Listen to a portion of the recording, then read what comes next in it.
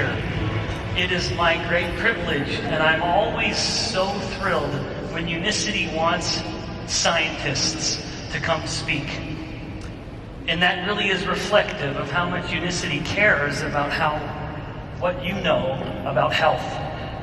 Well, as I've spoken about before, every time you've ever heard me speak, I always speak about the body and metabolism and metabolic health, because that's my forte. As a scientist, that's what I study. Every day, I think about how the body can be healthier with metabolic function. And so today I'm going to talk about how the body uses energy.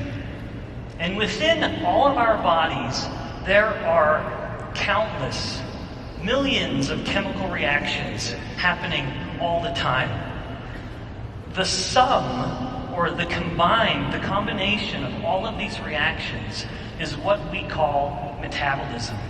And of course, if these reactions are more active, then your metabolic rate is higher.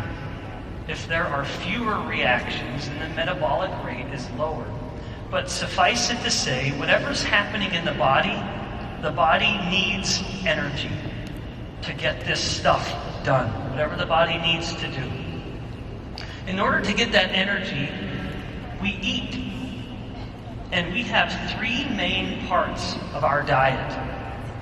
These main parts are called the three macronutrients.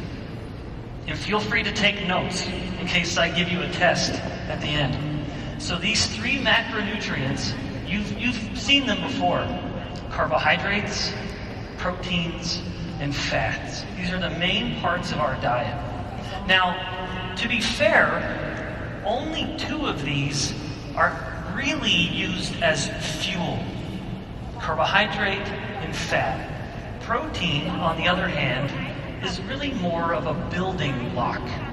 We're made of protein. It's what's giving our body the structure that it needs to work, to move. So, I don't want to talk more about protein at the moment. We're going to talk more about that this afternoon. And because I only want to talk about fuel for the body, let's put protein to the side for now and focus on carbohydrate and fat, the two sources of energy that our body uses all the time. Whether we use fat or carbohydrate for fuel in our bodies depends on the hormone insulin. And insulin is a small little hormone that flows through our blood, and it determines what energy the body is using. And so, how does the food we eat affect insulin? If insulin determines what kind of energy we use, well, we want to know what happens to insulin levels when we eat. When someone eats pure carbohydrate, this could be something like bread or cereal or rice, we have a substantial increase in insulin, where insulin can climb 10 times higher than normal, and it can stay elevated for up to 4 hours. In contrast, if someone eats fat in their diet, fat alone has a negligible effect on insulin. If insulin is low and the person were to eat a source of pure fat, the insulin won't even change. It just keeps moving along. Now, we have the two fuels, fat and carbohydrate. When insulin is elevated, the body makes a decision. And at this point, it shifts and it starts to use most of its, or get more of its energy from carbohydrate. So basically, the body goes into sugar burning mode. It starts to burn sugar, or blood sugar. In contrast, if insulin levels are low, now the body switches, and then it starts to burn more fat for fuel. It has shifted its energy source. It's kind of like the body is a hybrid Sonata. It has an option. The engine can use two fuels. And so in this case, again, if insulin is low, it shifts our metabolic engines to use fat for fuel and less carbohydrate or less blood sugar. Now, within the body, again, to really bring this together, elevated insulin means carbohydrate burning or sugar burning. And if we're burning more sugar, that means we're burning less fat. And if we aren't burning fat, then the amount of fat that we have on our body goes up. Because insulin won't let us burn fat for fuel if it's elevated. And so high insulin means a shift to carbohydrate burning and less fat burning. But of course, the solution is quite simple.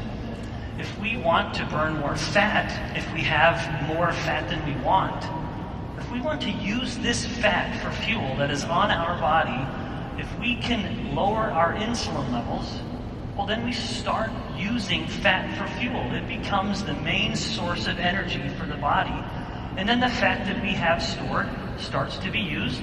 And of course, that means our fat tissue starts to shrink, which is something we all want, right? We never want to have too much fat. Now, so here's the overall perspective. Low insulin or high insulin means high carbohydrate use. The body starts to burn sugar. And if insulin is too high for too long, it creates something called insulin resistance. You've heard me speak of this before. I've talked about it at a previous global convention. It's the topic that I focus on the most. The reason I care about insulin resistance, and the reason I want you to care about it, even though you might not care about insulin resistance right now, it's because you don't know it like I do. Insulin resistance can cause almost every chronic disease. If you know someone who has high blood pressure, hypertension, it's probably because they're insulin resistant. If you know someone who has Alzheimer's disease, dementia, when the brain doesn't work as well, it could be that the brain has become insulin resistant. If you know someone who has infertility, the most common form of infertility in women is a disease called polycystic ovarian syndrome. And that's because of insulin resistance. The insulin disrupts the normal hormones that allow a woman to be fertile. And there are many other disorders that are all a result, including some cancers that are connected to insulin resistance. So here, insulin resistance is either the cause or making every one of these disorders worse. So if you fear chronic disease, you should be fearing insulin resistance. Now, what happens when someone eats carbohydrate? Of course, insulin climbs. And that means the body starts to burn carbohydrate for fuel. That makes sense. If you eat the carbohydrate, the body wants to use carbohydrate. And insulin is what tells the body to do that. In contrast, if someone eats fat in their diet, fat alone helps insulin stay low. And so what fuel does the body use? Well, the body will use fat for fuel. This concept of being able to switch between fuel sources is a situation that we scientists call metabolic flexibility. The metabolic engine in our body is able to switch between these two fuel sources. If it's getting carbohydrate, it burns it. If it's eating fat, it burns the fat. Now, unfortunately, metabolic flexibility is the goal. We all want to be able to use fat and switch between them, just like a hybrid engine in a car. Unfortunately, what happens more and more today is that a person eats more than a little bit of carbohydrate. They eat so much refined starch and sugar all the time that it pushes the insulin levels up all the time. And insulin essentially gets stuck in a high position. And if we keep insulin high, it's stuck. We're eating carbohydrate the moment the person wakes up, and every 2 hours later, they eat more refined starch and more sugar. So insulin is elevated almost every moment of the day. So insulin gets stuck in a high situation, that means the body gets stuck in sugar burning mode. Because insulin is chronically elevated, we're never letting the body switch to burning fat for fuel. We're stuck as sugar burners, where we don't want to be. And of course, if we're only burning sugar in our blood for fuel, or mostly sugar, that means our body fat is never getting used for fuel. And so what starts to happen? Well, it starts to climb. We aren't able to use this fat for fuel. So this situation, when the body can't switch to burning fat, is metabolic inflexibility. We've lost the ability to switch between sugar burning or carbohydrate burning and fat burning. We need that flexibility to be healthy. And of course, the solution in this case is simply to start to reduce the carbohydrates. So if we take away some of the carbohydrate, we allow the insulin to come down, and that means we can start using body fat for fuel.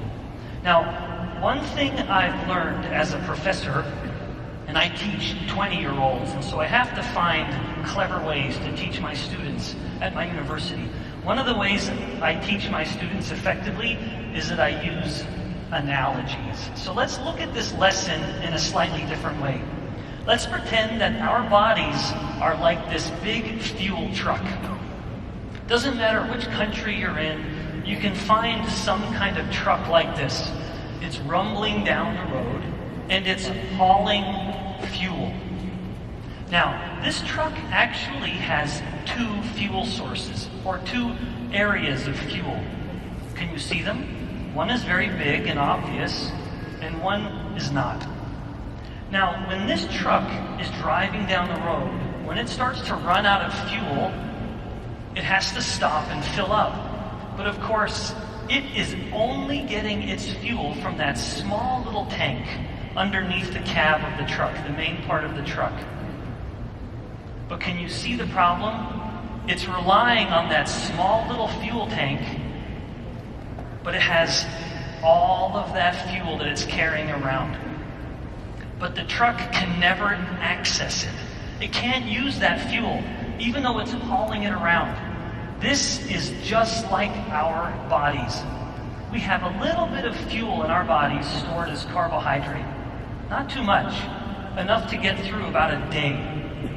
But we have, even in a person who's lean and is not overweight, we have about 100 times more energy in our body stored as fat.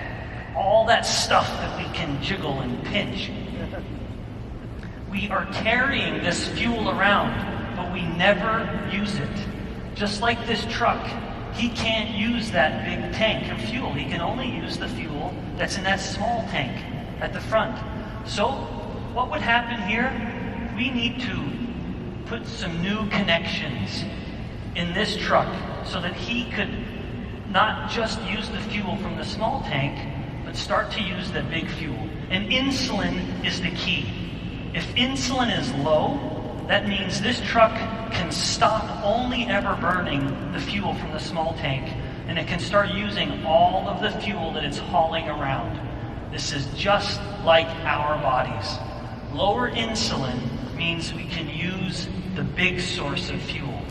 Now, like I said a moment ago, as a professor, I like to show this in different ways. I want to teach you this concept, this lesson, in one different way. And to do this, let's watch a video. The human body is an amazing and complicated system that requires energy to function.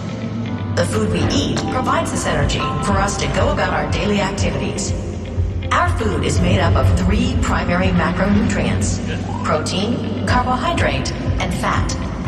Our bodies are designed to use both carbohydrate and fat for energy. We call this ability to switch between these macronutrients metabolic flexibility. This ability has elegantly served us throughout history, in times of surplus when food was plentiful, and in times of famine when food was scarce.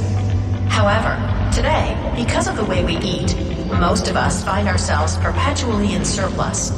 We've become better at storing energy than using energy. This reality has changed the way our bodies function. leading to an astronomical increase in poor metabolic health around the world. So, how does this happen, and how do we stop it? After consuming carbohydrates, our bodies convert that food into glucose, a simple sugar that travels through our bloodstream. As glucose enters our bloodstream, the hormone insulin increases and acts as a gatekeeper to our cells, opening the cellular door, allowing glucose to enter and be used either for immediate energy or stored for later use. This combination of glucose and insulin results in quick energy delivery throughout our bodies.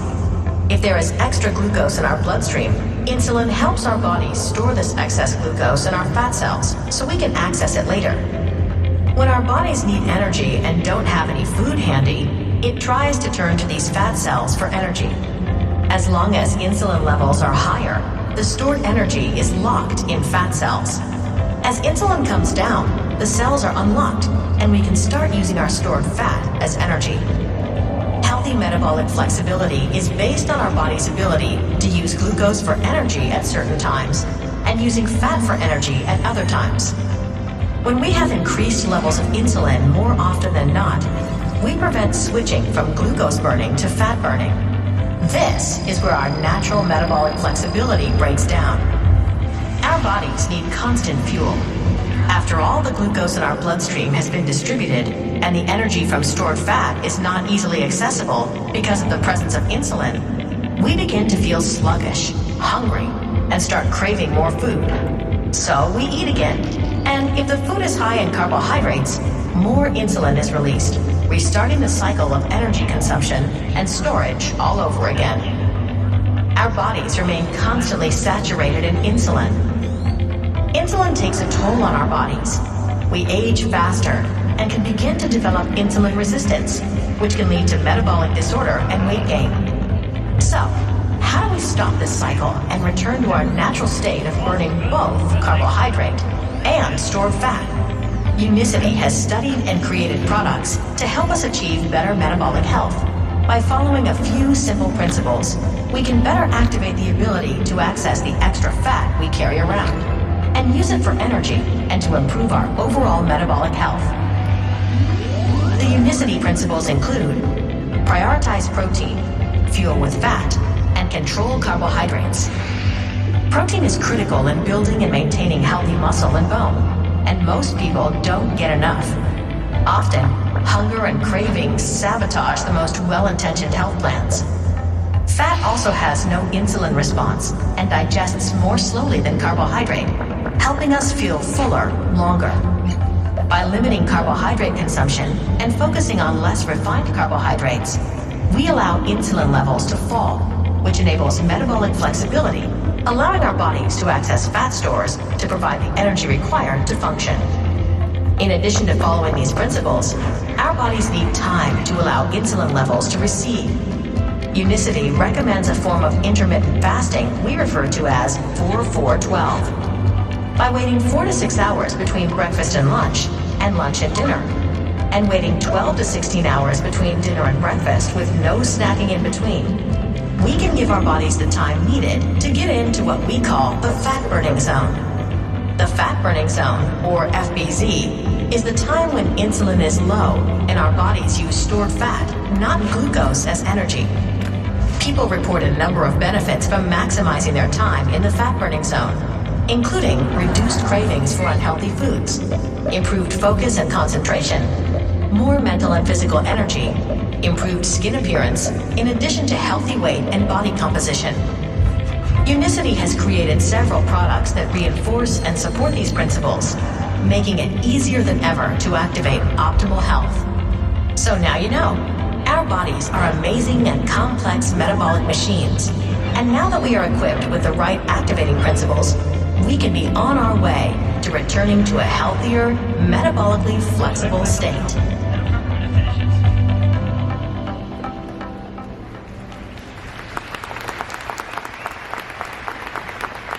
I hope you enjoyed that video. I just think it is spectacular. It conveys all of these ideas in a lovely, accurate way. Now, let me introduce one new concept in this talk, and I hope that you're still taking notes. Stay off your phones. Pay attention. If the body has low insulin for a prolonged period of time, that means it's really burning high levels of fat. You know that by now. Low insulin means high fat burning. Now within the body, something very interesting starts to happen when it's been burning a lot of fat for a long time. The body starts to make these small little things in the blood called ketones. And this is from all of the fat burning. So when the liver, in particular, is burning a lot of fat, it starts to turn some of this into these small little pieces of fat that we call ketones. Now, ketones, in and of themselves, are very beneficial molecules. When someone's eating a diet that follows those 3 nutritional principles, they can expect to have some ketones being produced. And ketones have been found to benefit numerous aspects of the body. We know from evidence from multiple published studies that ketones can help the brain, the heart, our muscles, our body fat, and even something called inflammation that you've all heard of. In the brain, there are studies in humans with Alzheimer's disease that when the brain is fed some ketones, the brain starts to work better. Immediate memory gets better. The brain starts to think more clearly.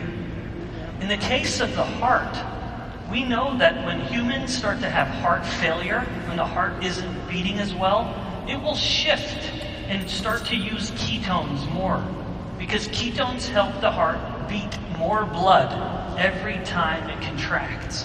So it helps the heart work more efficiently. Muscle also is benefited by ketones. My laboratory at my university published a paper just last year finding that ketones help the muscle work in a way that produces less oxidative stress. We're also just about to publish a paper that finds that ketones actually help our body fat have a higher metabolic rate. So did you know that your fat tissue has its own metabolic rate, and ketones help it be about 3 times higher than normal? And then lastly, inflammation is relevant to numerous chronic diseases, including insulin resistance and diabetes, and ketones help turn down the inflammation. So from top to bottom, ketones are known to help the body be a little better. Now, in the video, you were reminded of the 3 nutritional principles within Unicity. And this guides the way we think about what we eat. And I hope you remember these. Prioritize protein, make sure you eat enough. Second, fuel with fat, help the body use fat for fuel by eating it. And then the other principle, control carbohydrates. This just means be smart about your choices of carbohydrate. Now, these 3 principles are very deliberate. We came up with these ideas because of what they each do to insulin. As I mentioned a moment ago, if you eat a pure carbohydrate source, insulin will spike up to 10 times and stay higher for up to maybe 4 hours, depending on the person. If you eat pure protein, then you'll get a modest insulin spike. It's small, usually. And then if you eat pure fat, well, there's no insulin response whatsoever. Now, let's look at how this matters in a day. Someone wakes up in the morning, and you'll see that we're going to look at someone's insulin levels over time. When we wake up in the morning, our insulin is low, but then we immediately eat a starchy, sugary, processed breakfast, cereal or toast or a bagel or a bowl of rice, and insulin climbs. And then it comes down right about when it's coming down a few hours later. Well, then it's time for lunch, and we eat a starchy or sugary lunch, a sandwich or yogurt, something with too much sugar in it or starch, and we bump insulin up again. And then right when insulin's coming back down, we bump it up again with a starchy or sugary dinner. Now, what happens, of course, when insulin is low is that the body has these brief moments of fat burning. Because remember, the body can only burn fat if insulin is low. And so we have these brief moments of fat burning. And you'll see that it's a little bigger in the morning. And of course, that's because insulin has had more time while we sleep to come down. And so we wake up in the morning and we're in a little higher fat burning than we will be for the rest of the day. Now, this is in a good situation. This is assuming that a person is waiting 4 hours between breakfast and lunch, 4 hours between lunch and dinner, and then waiting 12 to 16 hours between dinner and breakfast the next day. That's the good way to do it, to give your body periods of time in the day to burn fat. Now, let's mix things up a little bit. Rather than start the day with a high carbohydrate breakfast, what if someone instead were to focus on the 2 other macronutrients? Rather than eating a high carbohydrate, what if they were focusing more on fat and protein, the 2 macronutrients that have little or no effect on insulin? Well, that would mean the low insulin, when the person woke up, gets to stay low all morning. And that, of course, means that that little bit of fat burning that was happening in the morning, well, it's bigger than it was before. We're giving the body more time to have low insulin, and of course, that means the fat-burning flame just gets a little bigger. Now, let's take it one step further. What if, in addition to breakfast, we also swap out a lunch, and we mix both breakfast and lunch to follow the 3 nutritional principles within Unicity Science? Well, now, in this case, when insulin was low in the morning, when they woke up, insulin can stay low all day until maybe the carbohydrate-heavy breakfast, or dinner rather, that we eat with our family or our friends. Of course, what that means is, all day from the moment we wake up, we're fanning the flames of fat burning. So that little bit of fat burning that's happening when we wake up, it gets bigger and bigger and bigger. Every hour of the day that we allow insulin to stay low, we keep turning on the fat burning. We let it just keep raging, which is a great way to help our body fat stay at a healthy level, or get to a healthy level. Now, let's look at that last meal for just a second. This is how I live my life. As a father, husband, scientist, professor, I do this every day. Dinner time is the most social meal for me because I sit with my family and I eat dinner with my wife and my beautiful children, who are sometimes very naughty, but they're always very cute. So we're eating our dinner, maybe more carbohydrate. Well, we look at that insulin bump, and can you think of a nice way to help that insulin bump be a little smaller? Well, Unicity has some good ways. With the BIOS Life or the BIOS 7, if you precede the carbohydrate meal with the fiber, well then you take that big insulin curve, that insulin bump, and you just bring it down. You help that insulin spike be smaller than it would be otherwise. And so you just help the fat burning keep going. Now, in conclusion, as your temporary teacher and professor, I hope that you've learned a couple things. One, when you eat refined carbohydrates and sugar, your insulin levels will spike. That will mean the body must switch to sugar burning mode. That's the fuel you will use. Eat refined starches and sugars, you become a sugar burner because of insulin. In contrast, when you focus on fat as a fuel source in your diet, insulin comes down, and now you can start burning fat for fuel. And remember the key, the critical component in helping the body learn to burn fat for fuel and glucose or sugar for fuel is what insulin is doing. High insulin means sugar burning. High fat, or low insulin rather, means fat burning. I hope you've been able to learn something useful on metabolic fuel and how to be the healthiest you can. Thank you so much for listening.